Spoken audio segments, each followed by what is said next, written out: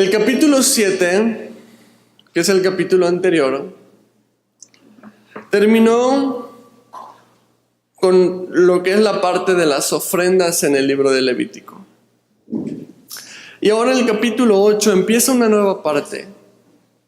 Todo lo que habíamos visto desde el principio del libro hasta ahora era Dios dando instrucciones de cómo el pueblo podía acercarse a Él a través de las ofrendas, ¿sí? Las ofrendas que representaban alabanza, que representaban consagración, que representaban el perdón, que representaban el lavamiento de la culpa y todo esto.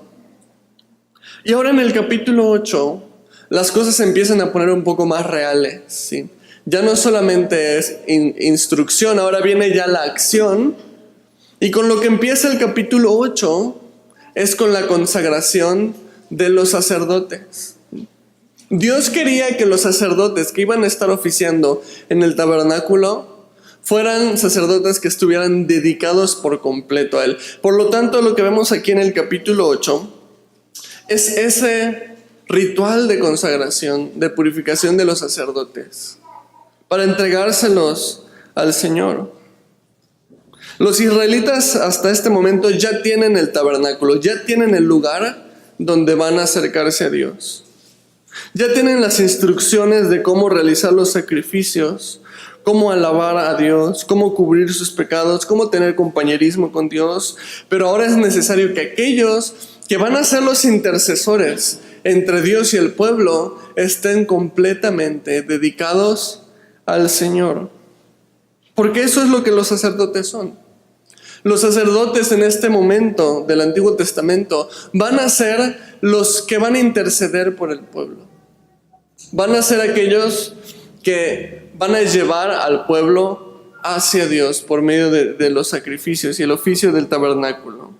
Así que vamos a ver en este capítulo 8 de Levítico cómo Dios consagra a sus sacerdotes y al mismo tiempo pues nos da principios de cómo nosotros podemos vivir de una manera consagrada para Dios.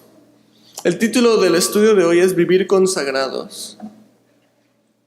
Y vamos a ir viendo a través de la consagración de los sacerdotes cómo nosotros también podemos aplicar estos principios en nuestra vida, de manera que estemos dedicados por completo al Señor, consagrados por completo al Señor.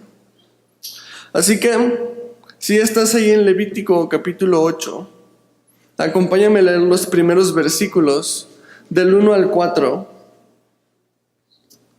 Habló Jehová a Moisés diciendo: Toma a Aarón y a sus hijos con él, y las vestiduras, el aceite de la unción, el becerro de la expiación, los 2 carneros y el canastillo de los panes sin levadura. Y reúne toda la congregación a la puerta del tabernáculo de reunión.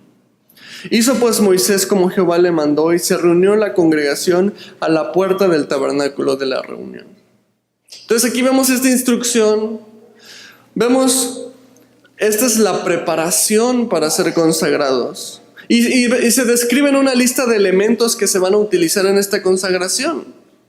Estos elementos son las vestiduras de los sacerdotes, son el aceite, el becerro, 2 carneros y los panes de la consagración. Cada uno de estos elementos representan el proceso de purificación y consagración de los sacerdotes, y es lo que vamos a ir viendo a través de este estudio. Ahora, me llama la atención en estos primeros 4 versículos que nos da todos los elementos.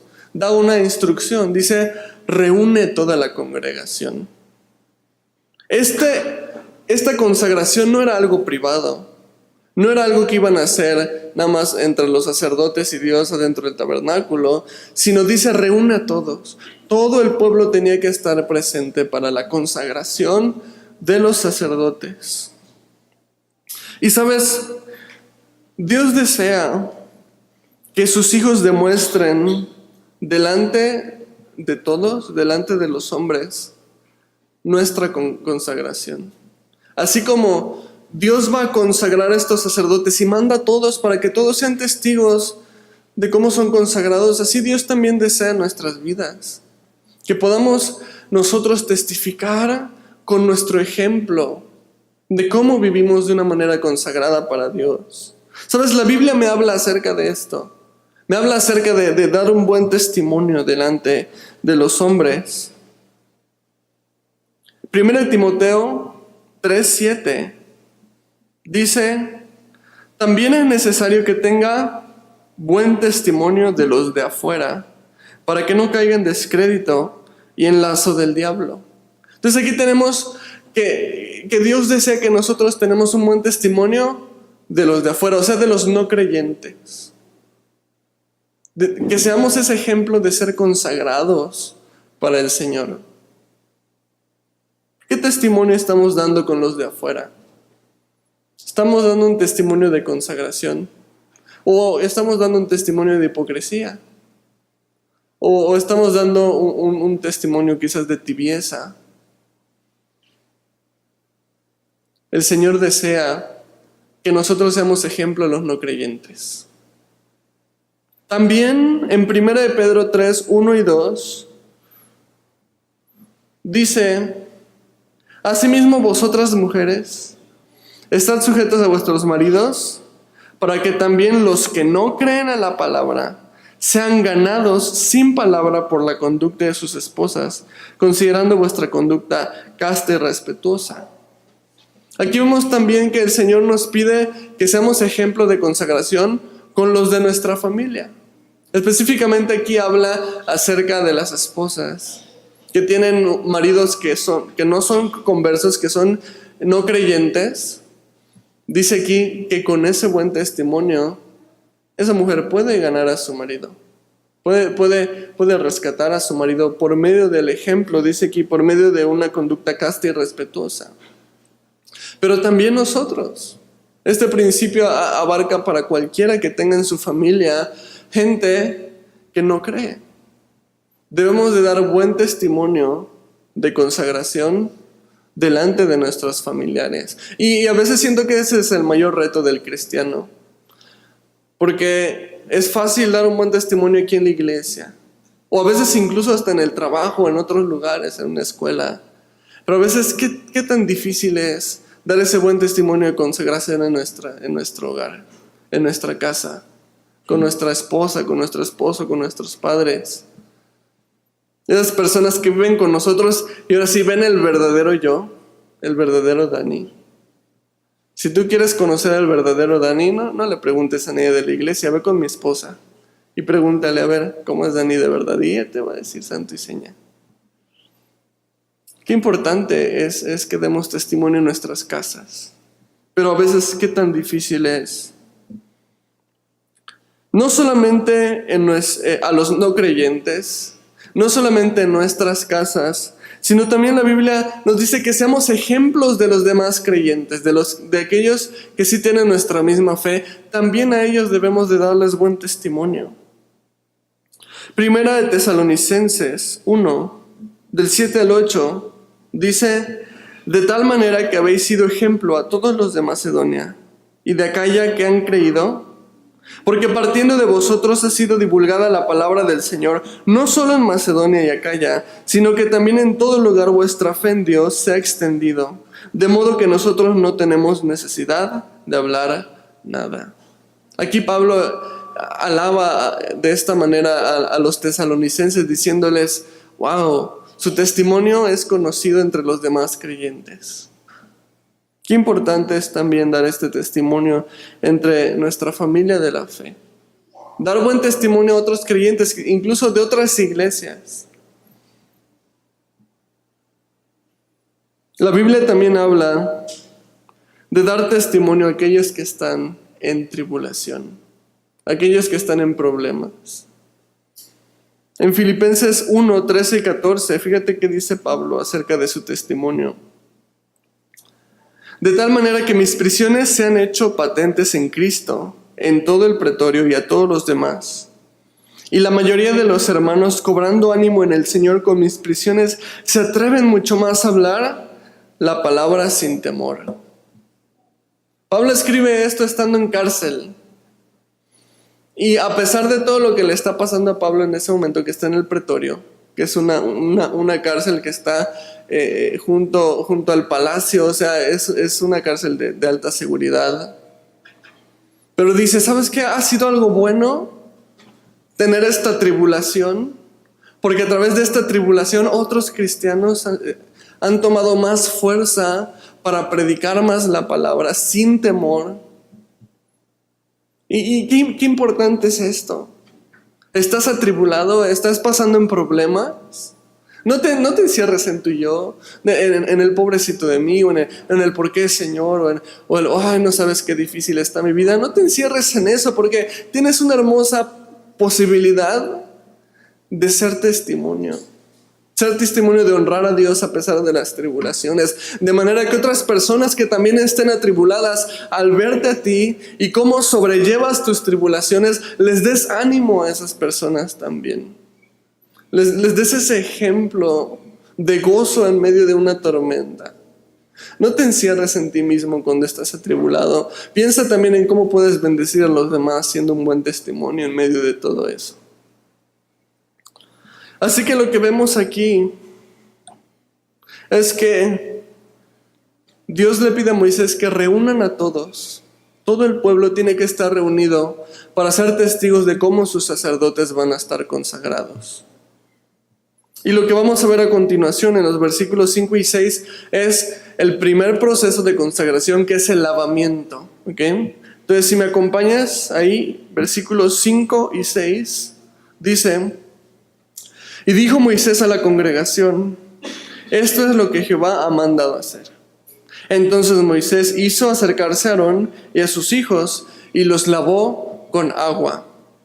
Paso número 1 de la consagración de los sacerdotes era lavarlos con agua. Según Éxodo 29, si tú te acuerdas del libro anterior que estábamos estudiando, Éxodo, en el capítulo 29 vimos el proceso de cómo los sacerdotes tenían que ser lavados. Y dice que tenían que estar en la puerta del atrio del tabernáculo, o sea, en la entrada, básicamente, del tabernáculo, donde todo el pueblo podía verlos, estaban a la vista de todos. Y dice que este lavamiento era un lavamiento de cuerpo completo. Los sacerdotes eran lavados por completo, de pies a cabeza. Y todo esto era un hecho público. Este lavamiento por completo era un hecho único, no se iba a repetir. Solo una vez iban a ser lavados en presencia del pueblo por completo. Después de este lavamiento, los sacerdotes lo único que tenían que hacer públicamente era lavarse las manos y lavarse los pies. Entonces este lavamiento de cuerpo completo era único, una sola vez, y se hacía en presencia de todo el pueblo. Y este lavamiento nos recuerda el lavamiento que tenemos hoy en día como cristianos. ¿Sabes? Dios también quiere que estemos limpios. Dios también quiere lavarnos hoy en día.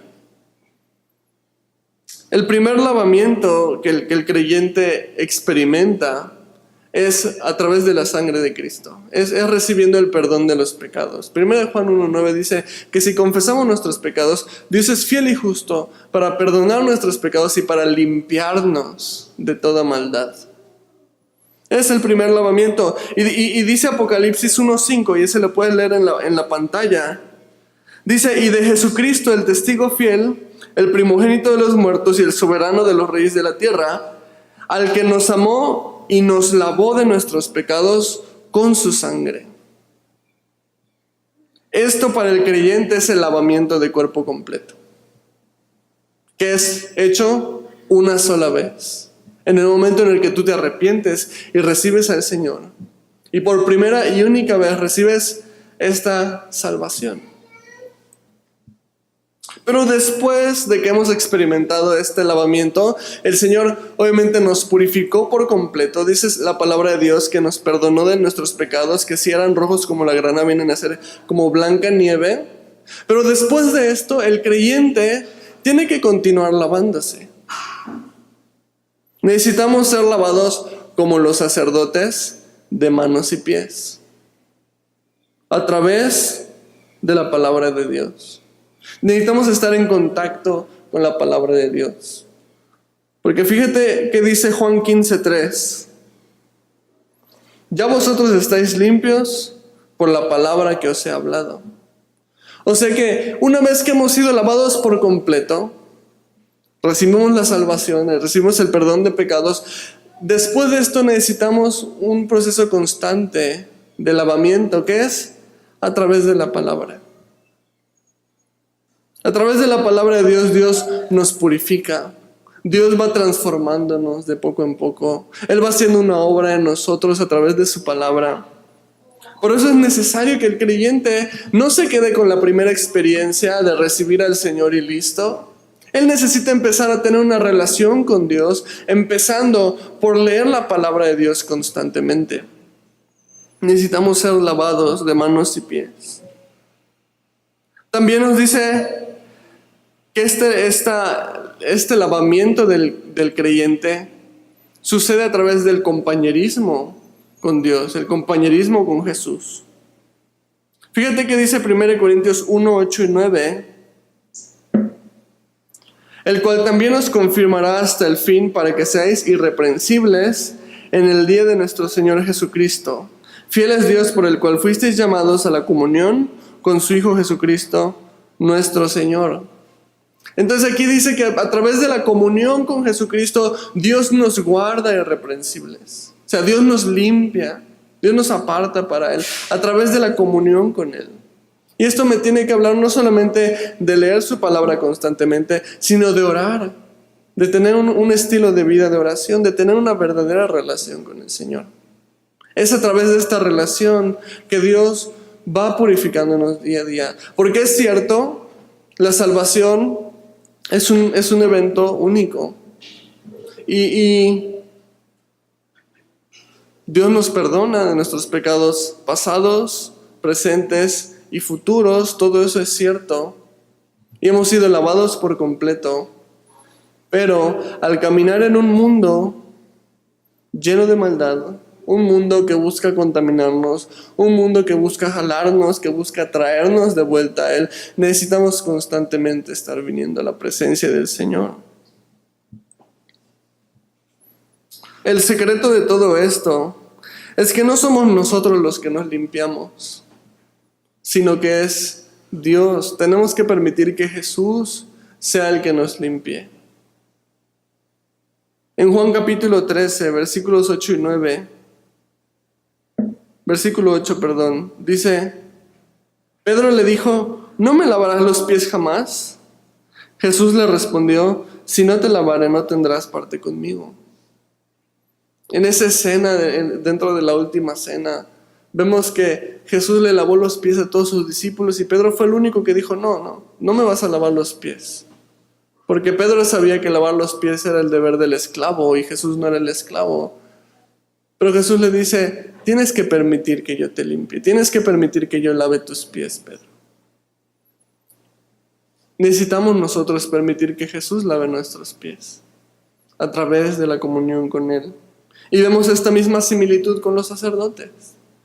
Los sacerdotes iban a ser lavados por completo, pero después de eso iban a tener que continuar lavando sus manos, lavando sus pies.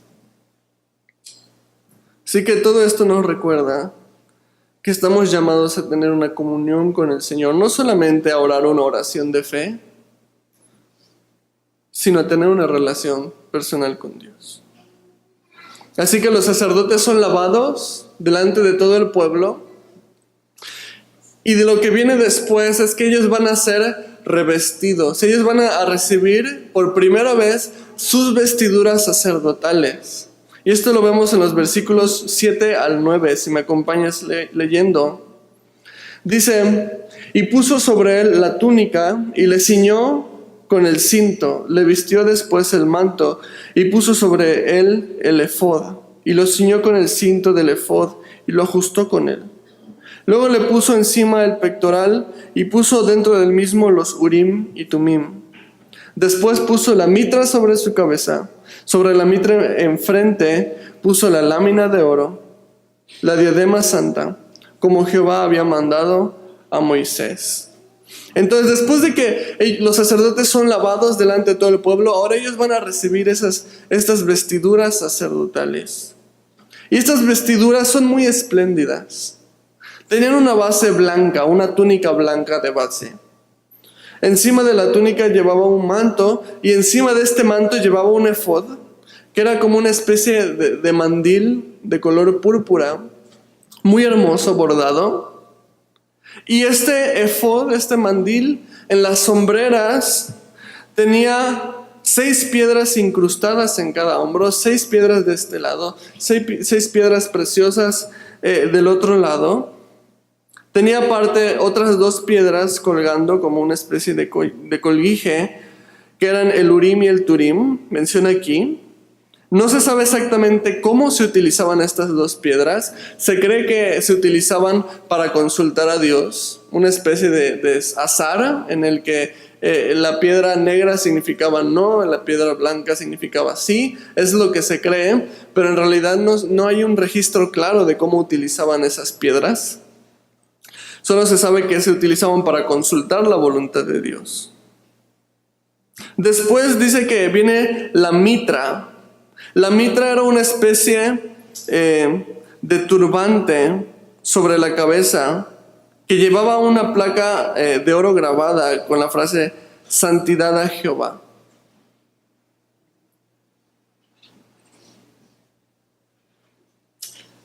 Encima del efod, o sea, del mandil, en la parte de enfrente, se llevaba una placa que llevaba otras 12 piedras incrustadas dentro de esta placa de oro. Eran piedras preciosas. Entonces tú te imaginas todas estas vestiduras sacerdotales. Era algo muy hermoso, era algo muy espléndido. Era algo incluso que podemos catalogarlo dentro de lo extravagante, ¿no?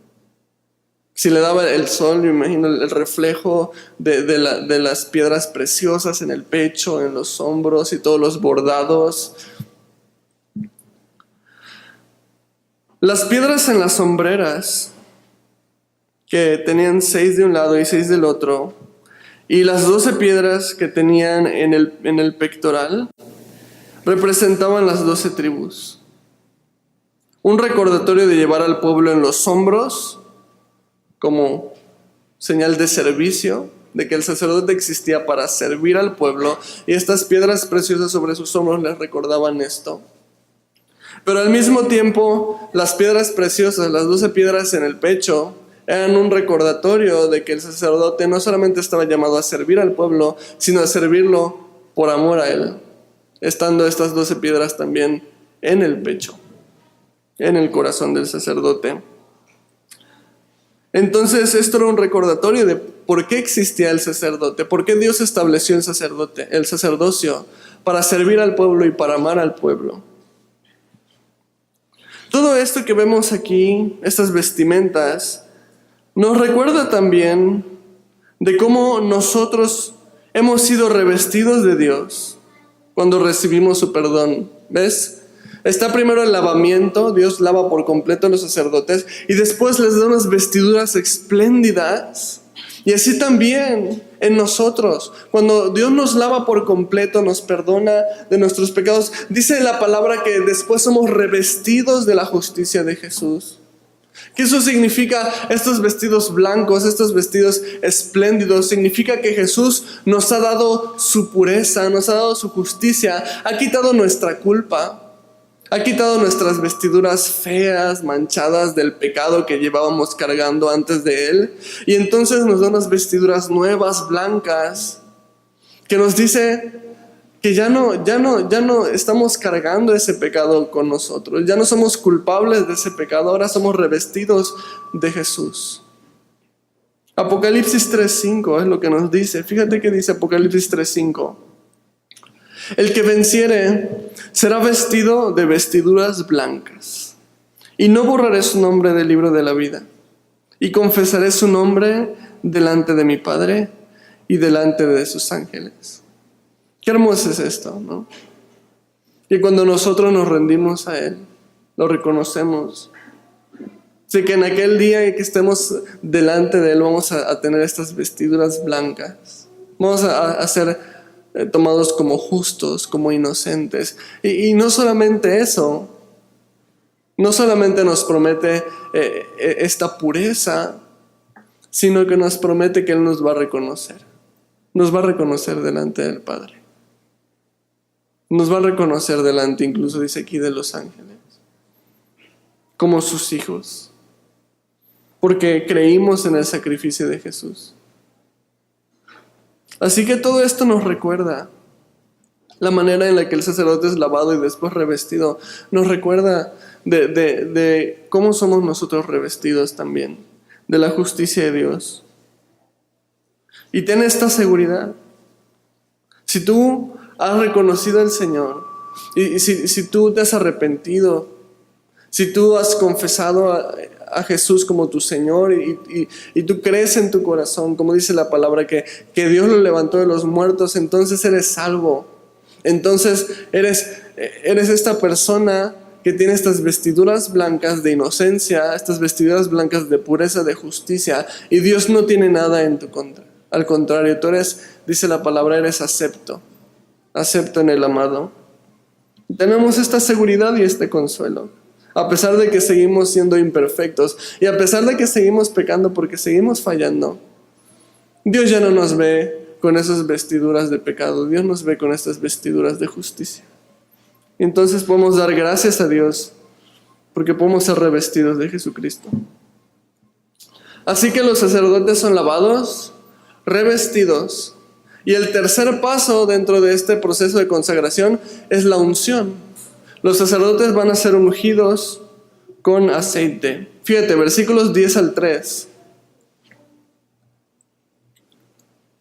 Y tomó Moisés el aceite de la unción y ungió el tabernáculo y todas las cosas que estaban en él. Y la santificó y roció de él sobre el altar 7 veces, y ungió el altar y todos sus utensilios y la fuente y su base para santificarlos. Y derramó del aceite de la unción sobre la cabeza de Aarón y lo ungió para santificarlo.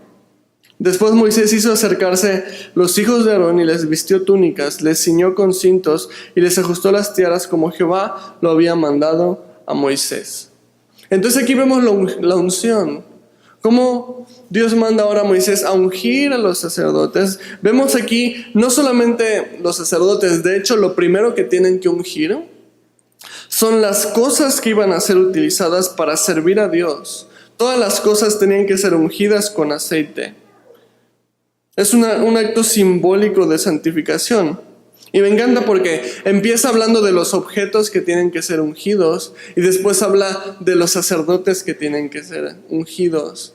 Y me gusta porque como que cataloga todo eso, incluyendo los sacerdotes, como los utensilios que deben de ser ungidos. Los sacerdotes eran utensilios en manos de Dios para servirlo y para servir al pueblo. Y me gusta pensar en esto también, que yo puedo ser un utensilio, que puedo ser ungido para servir a Dios, para servir a mis hermanos, que puedo ser un instrumento en las manos de Dios, para que Él cumpla su propósito. Y dice que todo esto santificaba tanto los objetos, los utensilios, y santificaba a los sacerdotes. Ahora, esta palabra santificar significa apartar para. Significa simplemente que esto que había sido ungido era apartado para el servicio de Dios y nada más. No podía ser utilizado para otra cosa que no fuera servir a Dios, tanto los utensilios como los sacerdotes. La Biblia se refiere a nosotros hoy en día como santos, ¿sabes? Esto significa que el creyente debería de vivir apartado para Dios, porque Dios nos ha apartado para Él. Somos santos por eso. No somos santos porque no pequemos o porque seamos muy buenas personas. Somos santos simplemente porque Dios, por su gracia, nos apartó para Él. Pero ahora nosotros deberíamos buscar apartarnos para Él. Porque muchas veces Dios nos aparta, Dios nos santifica, pero no vivimos como apartados para Él. ¿A qué se refiere apartado? ¿Acaso el cristiano debe vivir en una especie de burbuja apartado del mundo? No puede tener compañerismo con ningún mundano. De hecho, es todo lo contrario. Debemos vivir en el mundo. Debemos convivir con el mundo, pero debemos apartarnos del mal. Eso es lo que dijo Jesús en Juan 17. Fíjate, Juan 17, 15 y 16. Esa fue la oración de Jesús para nosotros. Dice, no ruego que los quites del mundo, sino que los guardes del mal. No son del mundo como tampoco yo soy del mundo. Así que este versículo es bien clave, porque muchas veces malinterpretamos el ser santificado y digo, no, ya no me voy a llevar con mis amigos mundanos, o no, ya no sé, X o Y, no tengo que ser como un llanero solitario en el mundo y nada más llevarme con los cristianos. El único caso en el que yo te aconsejo que no tengas compañerismo con los del mundo es si ese compañerismo te está arrastrando otra vez al mundo, entonces sí córtalo, porque no estás preparado. Pero de ahí en fuera, ¿cómo esperamos alumbrar si no convivimos con ellos? Estamos llamados para estar en el mundo. Jesús dijo, no los quitas del mundo, Señor. Padre, apártalos nada más del mal. Ese es el verdadero reto del creyente. No es vivir afuera del mundo, sino es vivir adentro del mundo sin contaminarse por el mundo. Ese es el reto del creyente. Y eso es lo verdaderamente difícil. Eso es santidad, eso es ser apartado. Este es el reto de la vida cristiana.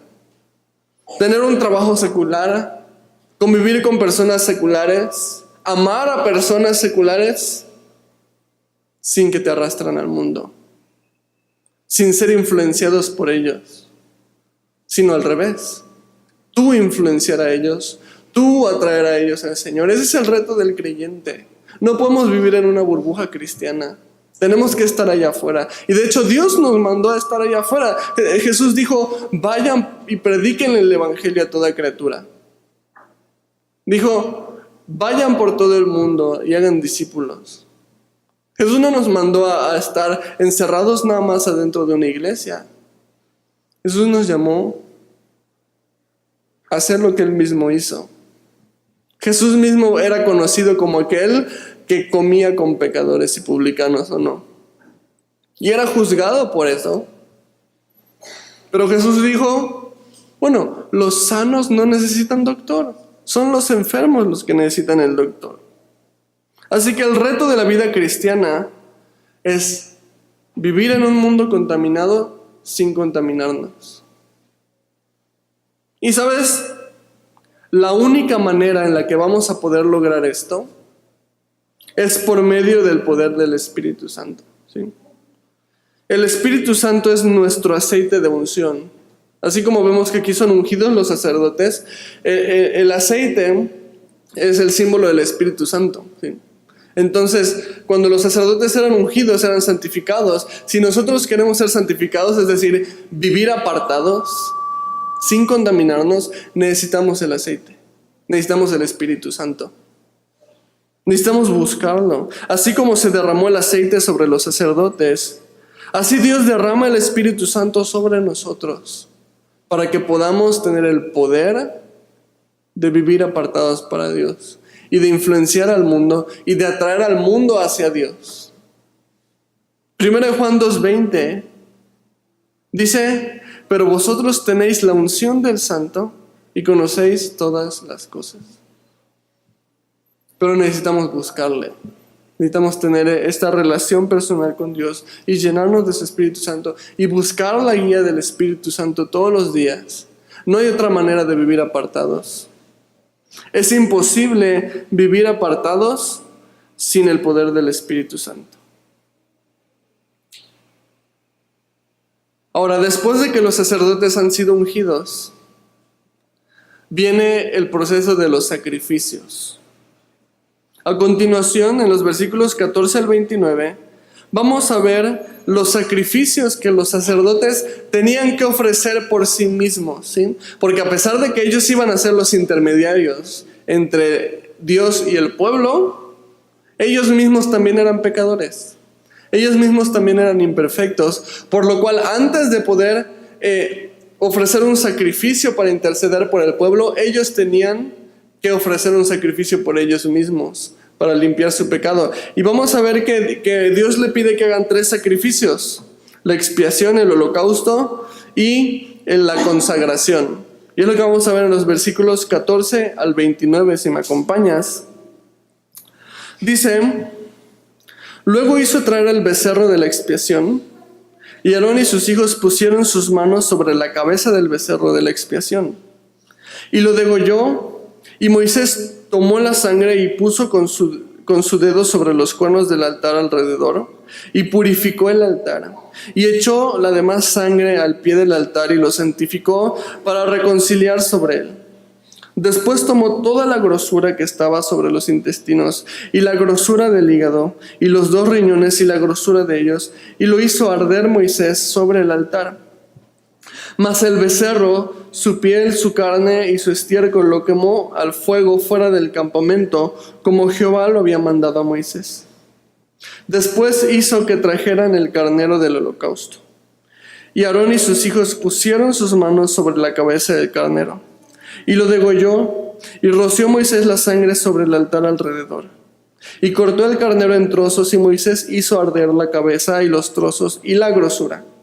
Lavó luego con agua los intestinos y las piernas, y quemó Moisés todo el carnero sobre el altar. Holocausto de olor grato, ofrenda encendida para Jehová, como Jehová lo había mandado a Moisés. Después hizo que trajeran el otro carnero, el carnero de las consagraciones. Y Aarón y sus hijos pusieron sus manos sobre la cabeza del carnero, y lo degolló, y tomó Moisés de la sangre, y la puso sobre el lóbulo de la oreja derecha de Aarón, sobre el dedo pulgar de la mano derecha y sobre el dedo pulgar de su pie derecho. Hizo acercarse luego los hijos de Aarón, y puso Moisés de la sangre sobre el lóbulo de sus orejas derechas, sobre los pulgares de sus manos derechas y sobre los pulgares de sus pies derechos. Y roció Moisés la sangre sobre el altar alrededor. Después tomó la grosura, la cola, toda la grosura que estaba sobre los intestinos, la grosura del hígado, los 2 riñones y la grosura de ellos, y la espaldilla derecha. Y del canastillo de los panes sin levadura que estaba delante de Jehová, tomó una torta sin levadura y una torta de pan de aceite y una hojaldre, y las puso con la grosura y con la espaldilla derecha. Y lo puso todo en las manos de Aarón y en las manos de sus hijos, e hizo mecerlo como ofrenda mecida delante de Jehová. Después tomó aquellas cosas, Moisés, de las manos de ellos, y las hizo arder en el altar sobre el holocausto. Eran las consagraciones en olor grato, ofrenda encendida a Jehová. Y tomó Moisés el pecho y lo meció, ofrenda mecida delante de Jehová. Del carnero de las consagraciones, aquella fue la parte de Moisés, como Jehová lo había mandado a Moisés. Luego tomó Moisés del aceite de la unción y de la sangre que estaba sobre el altar, y roció sobre Aarón y sobre sus vestiduras, sobre sus hijos y sobre las vestiduras de sus hijos con él. Y santificó a Aarón y sus vestiduras y sus hijos, y las vestiduras de sus hijos con él. Todo esto que vemos aquí son los sacrificios. Primero los sacerdotes fueron lavados. Después los sacerdotes vemos que fueron revestidos, después fueron ungidos con aceite, y ahora tienen que presentar los sacrificios. El primer sacrificio que vemos, y a manera de resumir estos 3 sacrificios, vamos a ver primero la expiación. La expiación era el sacrificio por la culpa, lo hemos visto en estudios pasados, no es necesario que entremos a detalle en esto, pero lo que diferencia la expiación de los demás sacrificios es que las mejores partes del animal, que era su carne, su grasa y su piel, eran quemadas afuera del campamento. Era una manera de decir: nosotros hemos fallado en darle lo mejor a Dios, y ahora Dios toma lo mejor de este animal y es quemado afuera. Es una manera de reconocer: hemos fallado en darle lo mejor a Dios. Muchas veces nosotros fallamos en darle lo mejor a Dios. Le damos las obras de todo a Dios, de hecho. Muchas veces lo único que se lleva a Dios de nosotros es la sobra de mi tiempo, Porque si tengo tiempo oro, si tengo tiempo voy a la iglesia, si tengo tiempo leo la Biblia y estoy acostumbrado a darle las obras de todo a Dios. Podemos hablar también de mi energía. Si no estoy muy cansado, voy. Si no estoy muy cansado, leo. Si no estoy muy cansado, oro. Las obras de nuestro dinero. Necesitamos cambiar nuestra manera de pensar en cuanto a Dios. Dios debe recibir siempre la mejor parte. Necesitamos de dejar de tratar a Dios como un mendigo y empezar a tratarlo como el Rey y Señor que Él es. Así que es un reto. Cambia tu manera de pensar. Deja de poner el Señor para darle las obras y empieza a darle lo mejor de todo, lo mejor de tu vida a Él, porque Él se lo merece. Dios no vive de limosna, Él es el Rey. Él es el Señor. Él merece la mejor parte. Después de la expiación vemos el holocausto. El holocausto era la ofrenda de olor fragante. Una ofrenda de alabanza a Dios. Una manera en la que el pueblo alababa a Dios, adoraba a Dios y consagraba para Dios. El holocausto se caracterizaba porque se consumía el sacrificio por completo en el altar. No había nada que se quitara, no había nada que se apartara o que se sacara. Por completo el animal era quemado en el altar del holocausto. La idea del holocausto es: hemos fallado en darle todo a Dios. Así que se daba todo del animal en el altar. Y si vemos el holocausto desde esta perspectiva, nosotros también somos culpables muchas veces de no querer darle todo a Dios. Decimos: ok, está bien Dios, te voy a servir, te voy a seguir, pero esto que tengo aquí, esto no te lo voy a dar. Estamos viendo esta relación por aquí, no te metas con esto, por favor, Dios. No voy a entregar esto, no voy a pedir consejería. No voy a dejar esas amistades que me arrastran al mundo o que me arrastran a hacer cosas malas que no te agradan. O no voy a dejar este vicio, o no te voy a entregar este pecado porque todavía lo estoy disfrutando un tiempo. No quiero todavía que se sepa que tengo problemas en mi casa, no lo sé. Simplemente queremos que Dios nos bendiga, pero que no se meta en ciertas áreas de nuestra vida. Necesitamos darle todo al Señor, necesitamos entregarle todo al Señor, cada área de nuestra vida. Empezando desde nuestro matrimonio, entregarle nuestro matrimonio, entregarle nuestra familia, nuestros hijos, entregarle nuestros estudios, entregarle nuestros planes. Necesitamos entregarle todo al Señor, aquello que Él nos está pidiendo que le entreguemos. Ese es el mejor holocausto que podemos darle al Señor. Después, las ofrendas de las consagraciones, la tercera ofrenda. La ofrenda de consagración, vemos aquí que tuvo básicamente 3 pasos. Uno era degollar al carnero. Y cuando se degollaba el carnero, menciona aquí que la sangre se ponía en el lóbulo derecho del sacerdote, en el pulgar derecho de la mano y en el pulgar derecho del pie. Entonces se embarraba con la sangre del sacrificio estas partes derechas del cuerpo de los sacerdotes. Después de eso dice que se ofrecían los panes, la grasa, la cola y los riñones del animal en una ofrenda mecida al Señor. La semana pasada veíamos que la ofrenda mecida es una ofrenda que tomabas en tus manos, la levantabas y simplemente la mecías en señal de entrega, ¿no?, hacia el Señor. Era una manera de presentarle la ofrenda al Señor. Y después, todo esto que se había mecido era puesto en el altar para ser quemado en el altar. Ahora es interesante este ritual de poner la sangre del animal en el lóbulo, en el pulgar derecho, en el pulgar derecho del pie.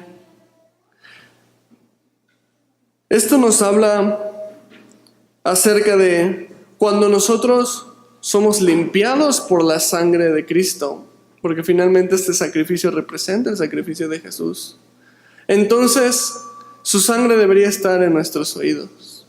Debemos de empezar a oír de una manera diferente. También su misma sangre debería de estar en nuestras manos y debería de hacernos obrar de una manera diferente. Y asimismo en nuestros pies. Nos debería hacer andar de una manera diferente. Porque cuando somos limpiados por el Señor nos transforma.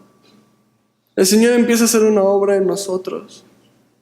Y con el tiempo esa obra se va evidenciando en frutos. De manera que empieza a transformarnos el Señor y empieza a ser evidente a otras personas. Y vemos esta curiosidad aquí, el tomar la sangre en el oído, en el pulgar de la mano, en el pulgar del pie. Es decir, deberíamos oír, obrar y andar, caminar diferente, una vez que el Señor nos ha lavado con su sangre. Es interesante también que dice el versículo 30, que se rocía sobre los sacerdotes la sangre mezclada con el aceite. La sangre de Cristo es lo que nos lava, pero el aceite, que es el Espíritu Santo, nos ayuda a mantenernos limpios. Una persona que recibe a Cristo necesita inmediatamente empezar a tener comunión con Él. Necesita empezar a tener compañerismo con el Espíritu Santo. Vemos aquí estos dos elementos mezclados, la sangre que limpia, el aceite que unge, que santifica. Esa debería ser nuestra vida también. Una vez que hemos sido lavados con la sangre, necesitamos inmediatamente empezar a ser ungidos con el Espíritu Santo y tener comunión con el Espíritu Santo. Finalmente, después de presentar todos estos sacrificios por sí mismos, menciona aquí el tiempo que todo esto iba a llevar para ser terminado. Fíjate en los versículos 31 al 36.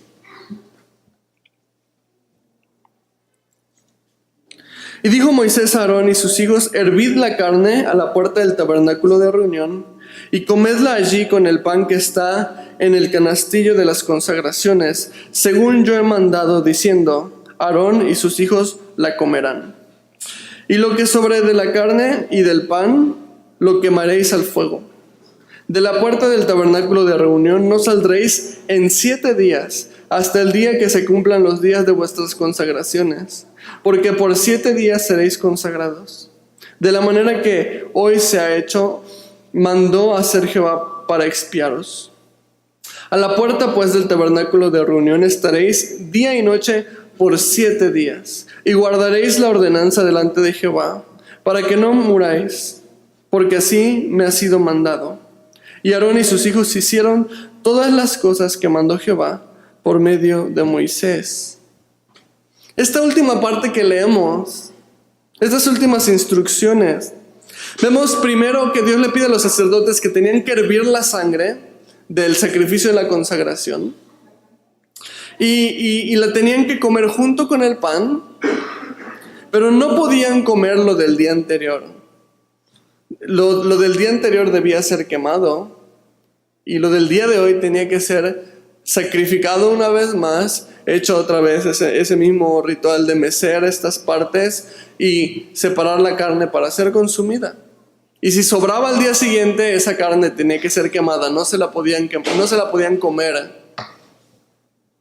Todos los sacrificios debían ser ofrecidos todos los días durante una semana para completar la consagración. O sea, estos 3 sacrificios, la expiación, el holocausto, la consagración, se iba a hacer todos los días durante una semana, y durante toda esa semana los sacerdotes no podían salir del tabernáculo, tenían que quedarse adentro.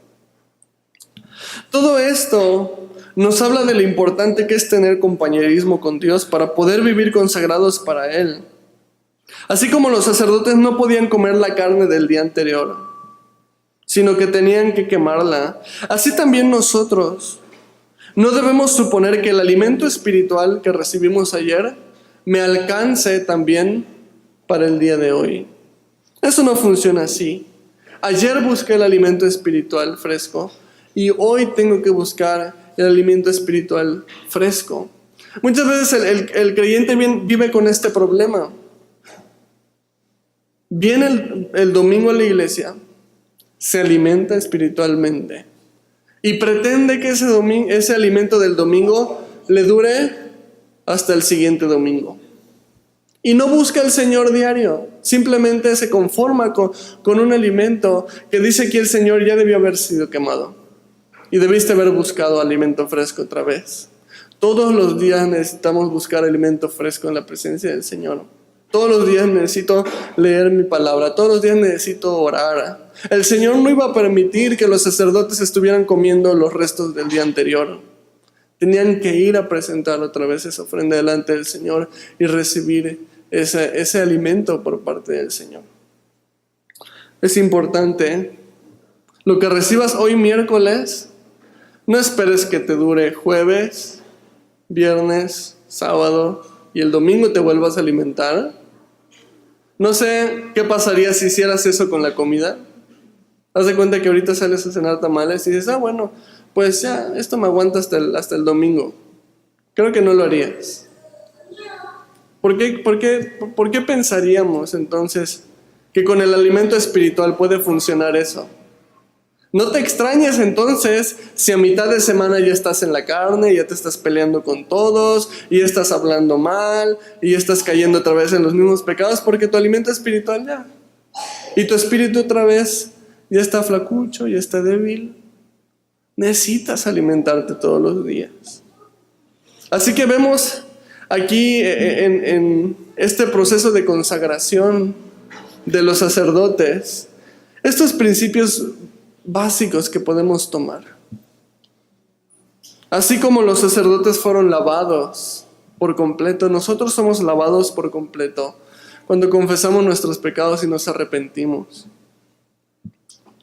Así como los sacerdotes fueron revestidos por completo después de ser lavados, nosotros así andamos en este mundo, revestidos de la justicia del Señor, con esa seguridad de la salvación del Señor. Dice Romanos 8:1, no hay condenación para el que está en Cristo Jesús. Así como los sacerdotes fueron ungidos con el aceite, así nosotros somos ungidos con el Espíritu Santo, que nos da el poder para vivir una vida santa. Nos da el poder para decirle no al pecado, para decirle no a la tentación. Y nos da el poder cuando caemos en pecado, nos da el poder para regresar de vuelta al Señor. Y así como en los sacrificios, los sacerdotes tenían que buscar ese alimento fresco día tras día. La clave para vivir una vida cristiana consagrada al Señor es buscar del Señor todos los días. No te conformes con haberle recibido. No te conformes con haber sido revestido o con saber que el Espíritu Santo está en ti. Tienes que buscarle todos los días. Si es que quieres vivir apartado para el Señor, consagrado para el Señor. Amén. Vamos a orar.